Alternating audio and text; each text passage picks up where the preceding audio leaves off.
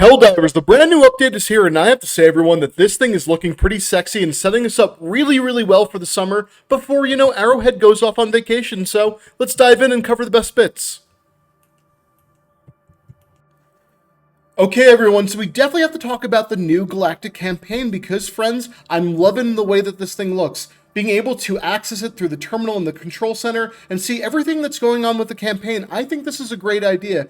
And, of course, we'll be able to see previous campaigns as well, but right now there's only one up, so that's all you can see. But what do we have up for us? Well, friends, we're being able to unlock new vehicles from a new campaign where we're going into the Illuminate territory, we're on the new biome, and the new biome looks beautiful. It's got that nice autumn fall look to it, it's stunning in all different lighting, and it looks great. And then, friends, we have the option to try out the FRVs before we fully unlock them. And that is going to be the Incinerator FRV or the Supply FRV. And I've tried them both, and I have to say, I'm liking both a lot. So I don't know which one I kind of lean towards more of. But let's say if I had to choose one, or if you had to choose one, what would it really be for you guys? Let me know. But maybe for me, I'd lean a little bit more towards the Incinerator FRV right now. But that's just me. But we did capture some footage of us using it, so let's talk about it a little bit more. Starting off first with the Incinerator FRV. Now, what I really love about this is its overall design, right? It's got the cow tipper in front so you could plow into enemies, and that's definitely a lot of fun, but you're not going to be as effective if you're not at full speed, so do keep that in mind. But also, this thing has a really strong flamethrower on the back. You go and shoot the voteless that are coming after you, you melt them down in seconds, it's a lot of fun. But not only that, everyone, I don't know if you were also able to find this, but if you leave more fuel within your container on the FRV and you blow it up, it makes a really big explosion. So you could kind of use this as like a portable bomb, blow it up in an area and get that huge detonation to really, kind of clear out a bug nest or clear out an objective. It's going to be a lot of fun to use, so definitely go try it out for yourselves. But this one, again, was probably my more favorite of the two. Then when we move on to the Supply FRV, what I really like is, it could resupply you and your friends, and that is absolutely great. But then also the gun on top is a modified Liberator, and it is going to be auto-targeting the enemies around you. Now, it does take a little bit for it to, recognize enemies and lock on, so I'd probably want that to be tweaked a little bit. And it doesn't seem to have a lot of ammo. Normally, like when you have like a gun on a guard dog or something, it would reload. So maybe it was just I wasn't doing it correctly, but it doesn't seem like it auto-reloads. And, it has a small clips once it's done firing, that's it. And then you have to go take out everything on your own. And when you blow this thing up, it's not a big explosion like you'd see with the FRV. But again, this thing's going to be very useful, and I know a lot of players are going to want to have it on the battlefield because, portable supplies is a great idea and a great time, but let me know your thoughts. But aside from getting the FRVs, what else will happen in the campaign if we are able to get these planets? Well, it looks like from the teaser video that we'll get a foothold to understanding more of the Void, so it's kind of teasing up. Maybe we'll be able to actually get in for better understanding what is causing the Void, how do we combat it, maybe how do we get back into the Void itself directly, uncovering more of the truth, more of the secrets, but obviously more to come on that in the future. But let's move on to the meaty parts about the patch because it's looking great. So first off, friends, I have to say I'm super excited because we have a buff to all of our Helldiver armor. That is right, not on our actual Helldivers themselves, but I'm talking about our vehicle armor. So the FRVs, the Bastion tank, and then our exosuits are all getting a buff to their armor rating, and that feels great. They're going to be able to survive more, feel actually a bit more tankier, more usable to everyone that was saying like, hey, these things go down a little bit too easy, have more survivability, and I love that for us. But it's not just the Helldiver vehicles that got the buff, it's also to our sentries as well. Now, they have a 100% increase to its overall health, and that's going to be very useful up against the changes to the enemy's damage to our armor, so great change over there as well.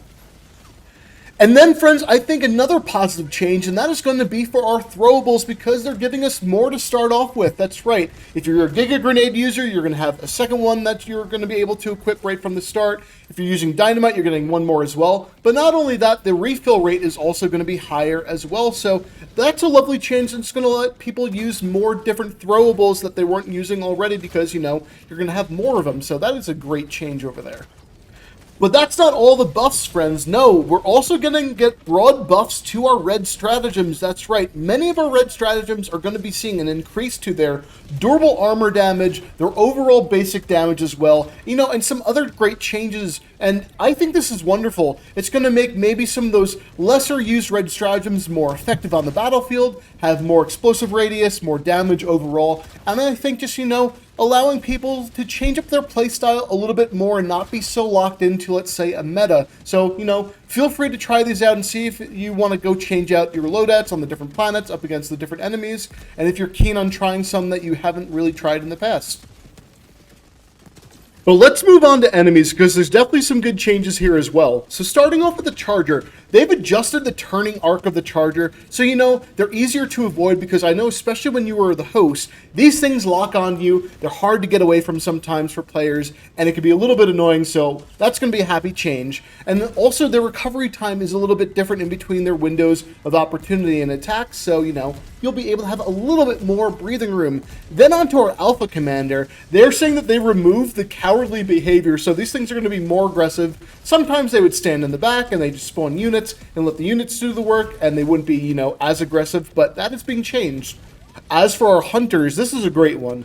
They are reducing the durable damage of their normal attacks, their tongue attacks, and their pounce attacks, because those things were, you know, kind of little pieces of shit, and I'm glad that they're getting some reduction to their durable damage. As for our Spewers and Warriors, they're having reduced durable damage of their normal attacks, just, you know, by a little bit. And then for the Stalkers, friends. Now, this is kind of a big one as well. They reduce the durable damage of the tongue attack on the Stalkers from 50 all the way down to 35, so that is a huge change. Then we definitely have to talk about the Vox Engine changes, friends, because a lot of you are going to be pretty happy with this one because, you know, let's face it, a lot of players out there do not like fighting these things. Well, I'm happy to say that their health has been reduced from 11,000 to 9,000, which definitely helps. But also, they've reduced the max turn angle of the upper body for its cannon, so can no longer turn 180 degrees, only down to 140, so you're going to have more blind spots for, you know, getting up on this thing and doing damage, or just not getting spotted. But then the amount of Vox engines is being limited to 3 at a time, so no more, you know, spawn pops of 8 at a time trying to really zerg you and make it so that it is kind of really, really obnoxious to deal with these things, which is a great change. But they've also reduced the health on their cannons from 8,000 down to 3,500, which is big, and the overall armor from 5 to 4. But then also we're seeing increased damage of cannon turret explosions to significantly hurt the Vox engine. So if you target these things, they're going to make new weak points on the Vox engine, so, you know, another area for us to kind of kill these things a bit faster. But what are your thoughts on the Vox engine change? Are you a big fan of it? Do you think it needs to be changed more? Let me know.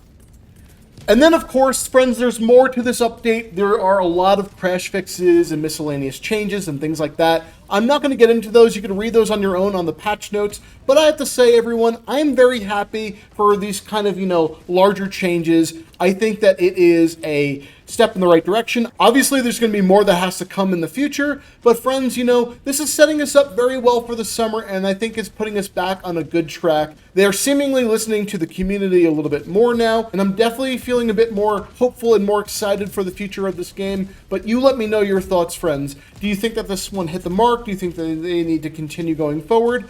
I'd love to hear it. Just keep it civil in the comments, and I will see you in the next one. Take care.